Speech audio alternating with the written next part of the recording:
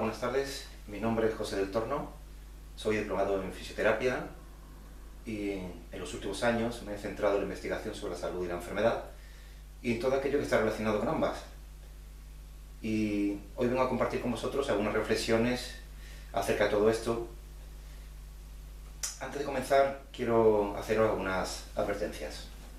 La primera es que la charla se va a basar en un documento que he preparado con una finalidad divulgativa y didáctica, por lo que la información que en ella aparece es bastante extensa. Intentaré, por tanto, esquematizarla y resumirla en la medida de lo posible para que esto no se alargue demasiado. Por otra parte, la idea no es profundizar en exceso en cada uno de los temas que vamos a tocar, porque para ello ya existen personas mucho más expertas que yo. Además, de todos estos temas hay infinidad de información en Internet. Mi interés está precisamente en mostraros el punto de conexión de todos ellos y cómo esa visión global puede conducirnos a la ausencia de enfermedad, que es el título de esta charla. De hecho, me conformaría con despertar vuestra inquietud en los temas que voy a tocar y en despejar vuestras dudas pues en la medida en que mis conocimientos sobre ellos lo hagan posible.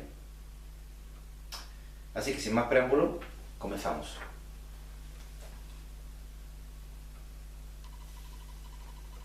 Bien, debo confesaros que hace años que empecé a redactar el documento en que se basa esta charla. Pensé que debía comenzar por presentar unas definiciones sobre salud y enfermedad.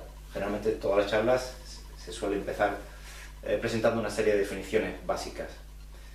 Y precisamente sobre salud y enfermedad porque el documento trataba de esto.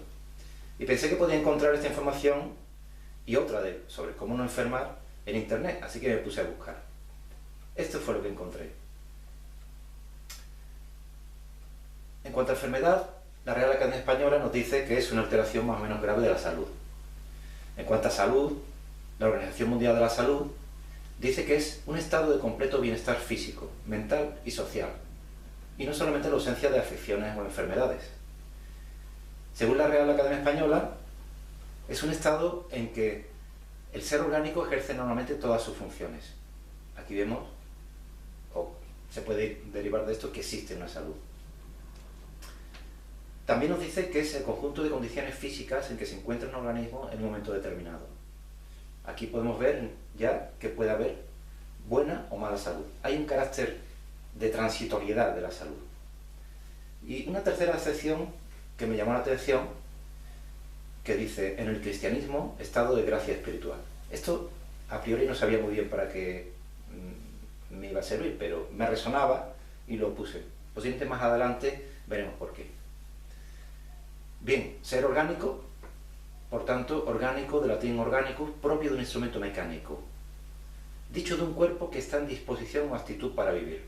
Esto quiere decir que, evidentemente, necesitamos de una actitud, de una disposición para poder conservar la vida, y que tiene armonía y consonancia. Esto me sonaba un poco a esto que está tan de moda ahora, que es la coherencia emocional, que más adelante hablaremos de ello.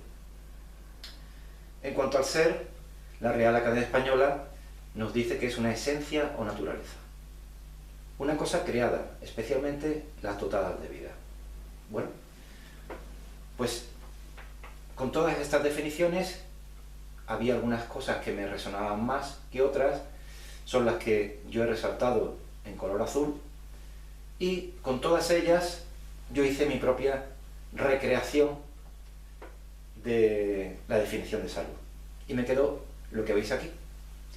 Estado en el que una esencia o naturaleza creada y dotada de vida está en disposición o aptitud para vivir, en un estado de completo bienestar físico, mental y social, en armonía y consonancia, ajeno a la enfermedad y en estado de gracia espiritual. Esto en realidad, todos estos conceptos que veis aquí, no me sacaron de mi duda o de mi idea principal sobre salud y sobre todo de enfermedad. Pero me sirvió para redactar mi primera diapositiva y me quedaba una definición pues bastante maja. Así que me tocó seguir investigando y durante años he encontrado pues un auténtico supermercado de remedios que sirven para no enfermar o para curar todo tipo de patologías, por graves que estas fuesen. acupuntura, aromaterapia, pares magnéticos, flores de Bach, fitoterapia, homeopatía, macrobiótica, meditación, regresión, reiki, risoterapia, hidroterapia de colon, vinoterapia, etc. No digo que esto no sirva, o que no sean buenas terapias. Yo de hecho soy usuario de algunas de ellas. Pero finalmente esta búsqueda me lleva a dos conclusiones. La primera es que la salud es un concepto global. Ninguna terapia por sí sola tiene esa capacidad milagrosa. La segunda es que para conseguir y conservar esa esencia de la salud no podemos mirar hacia afuera, sino tenemos que mirar dentro de nosotros mismos. Y es de esta manera como llego a mi segunda diapositiva, que va a servir de esquema para la redacción del documento y como base para esta charla. Bien, en las definiciones hemos hablado de un ser, pero si queremos analizar este ser para llegar o para abundar y sacar algunas conclusiones sobre salud y sobre todo sobre enfermedad y cómo no llegar a ella, tenemos que empezar por ver de qué está compuesto este ser. ¿Quién somos?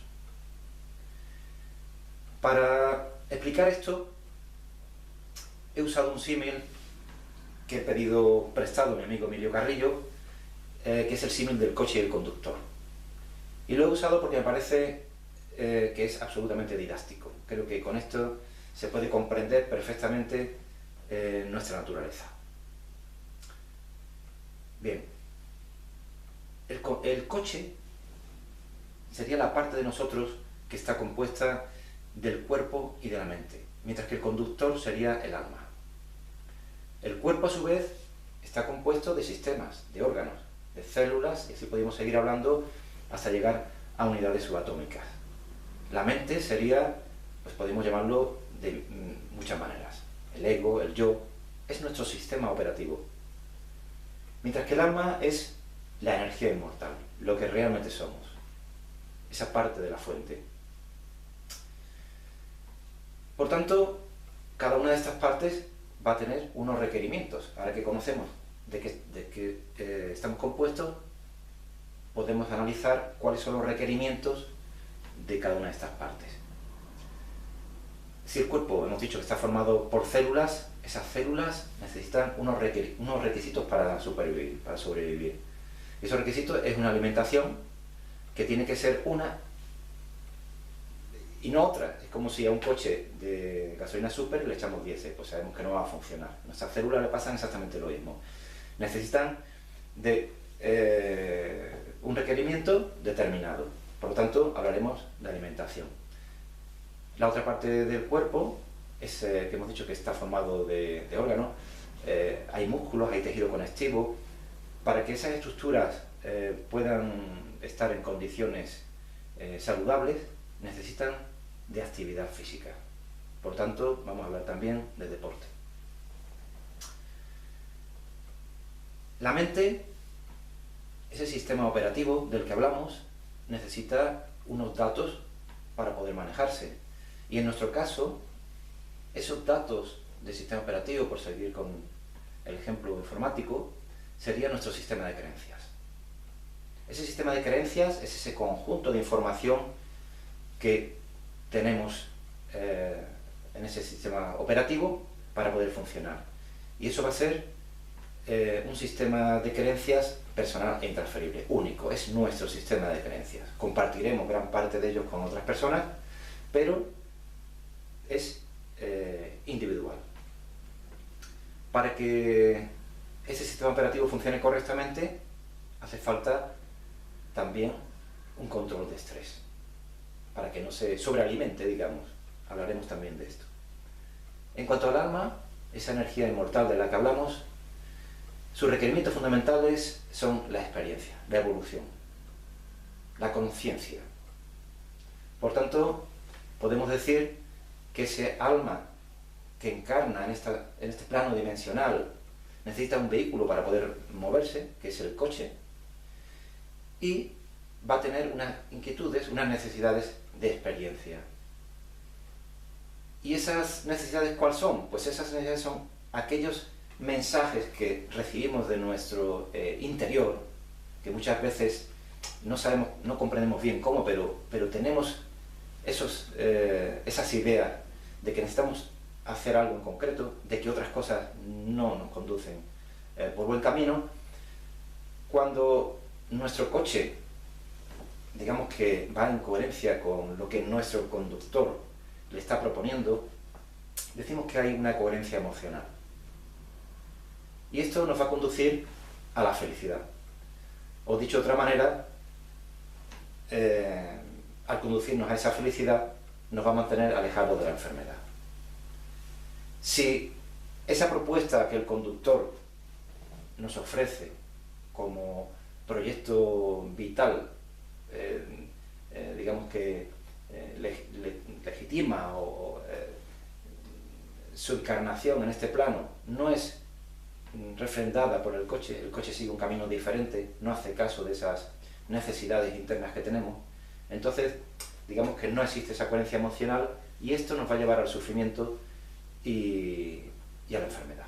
Básicamente este es el esquema de partida y por tanto vamos a hablar de todas estas cosas que os he presentado: alimentación, deporte, control de estrés, sistema de creencias, y vamos a hablar también del conductor.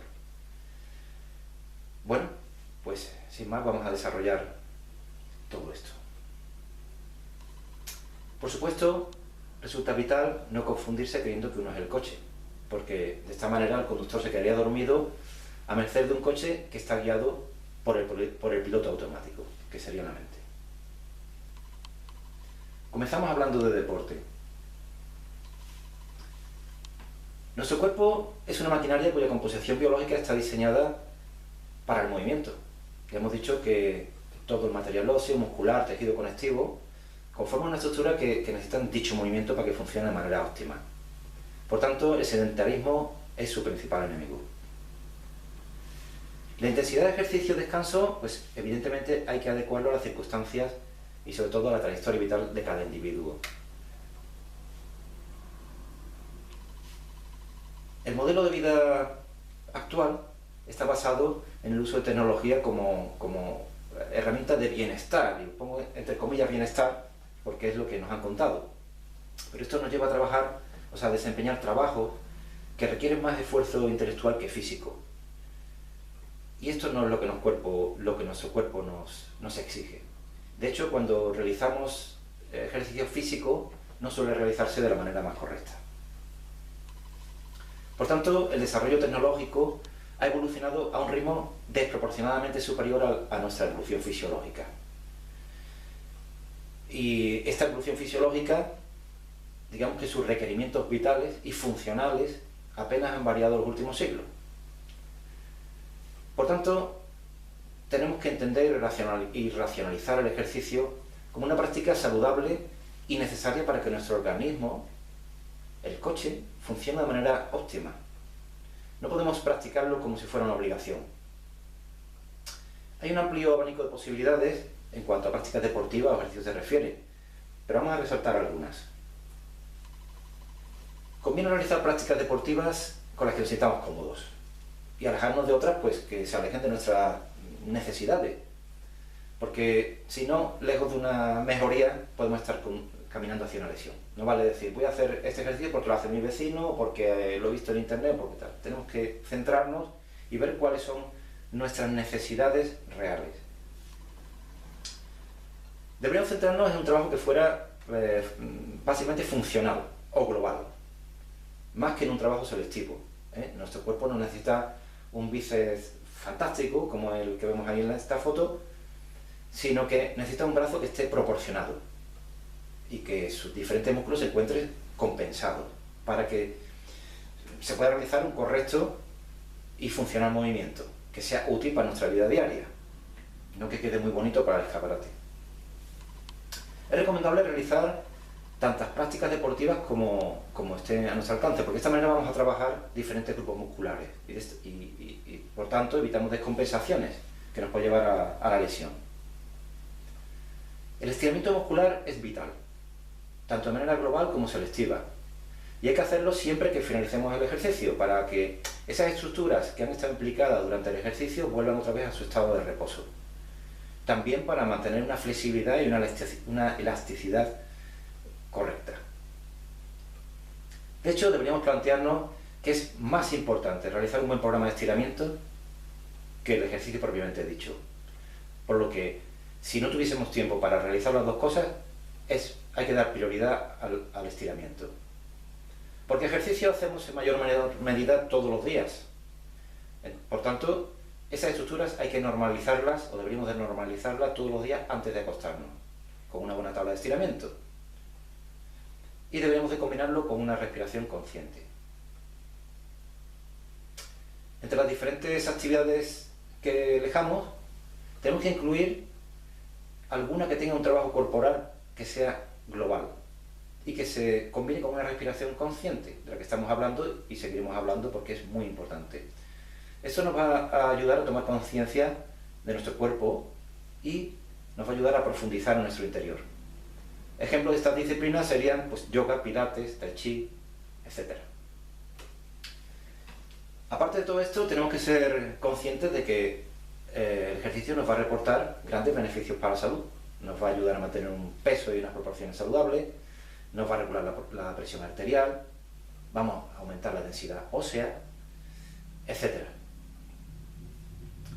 Además, se va a aumentar el riego sanguíneo, tanto el cerebral como el sistémico, en estado de reposo, y también se van a generar endorfinas, que son esas hormonas que generan sensación de placer y bienestar, y que además van a tener un efecto analgésico en el organismo. Se va a reducir la ansiedad, el estrés, y por tanto el riesgo de contraer enfermedades.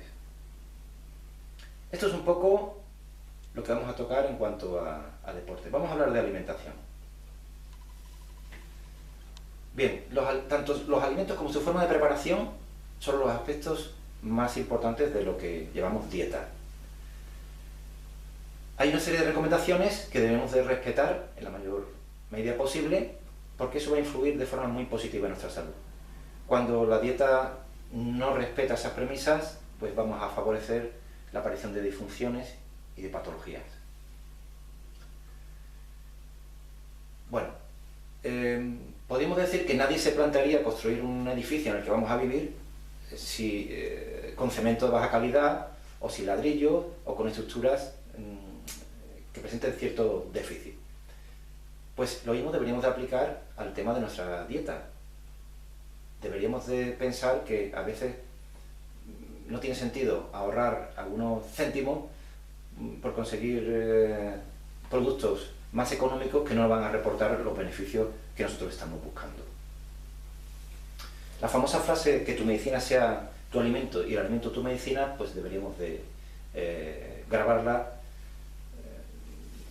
en nuestra mente y tenerla bien presente. Hay que tener en cuenta que estas recomendaciones de las que vamos a hablar están orientadas a la salud. Va a haber una mejoría de vitalidad, seguramente, una regulación del peso corporal, con lo cual es importante para las personas que necesiten perder peso, pero hay que tener en cuenta que el objetivo fundamental de esto es preventivo. Por tanto, deberíamos de seguirlo, tengamos o no alguna patología, con la finalidad precisamente de no llegar a ello. Aunque es importante también para personas que ya tienen problemas de salud en la actualidad. Bueno, hay una serie de alimentos que deberían de formar parte necesariamente de nuestra dieta habitual. Serían los siguientes. El pescado azul. Serían el atún, la caballa, bonito, sardina. Todo ello van a ser una fuente fundamental de ácido graso omega 3. Esto es importantísimo para una infinidad de funciones corporales. Tenemos que tener en cuenta que el pescado de piscifactoría no nos va a proporcionar toda la calidad que nosotros estamos buscando. El pescado azul deberíamos de ingerirlo pues 4 veces por semana y en cantidades entre 1,5 kg, 2 kilos semanales por persona. Bien, tengo que comentaros que existen suplementos de omega 3, igual que otra serie de suplementos alimenticios, que nos pueden venir bien puntualmente cuando tenemos algunas carencias bastante importantes de algunos de los elementos nutricionales que necesitamos, pero que lo ideal no es vivir con suplementos. Lo ideal es que tengamos una alimentación suficientemente sana para no tener que acudir a ellos. El ajo, la cebolla y el puerro, así como otros alimentos de la familia Allium. Estos son fuentes principales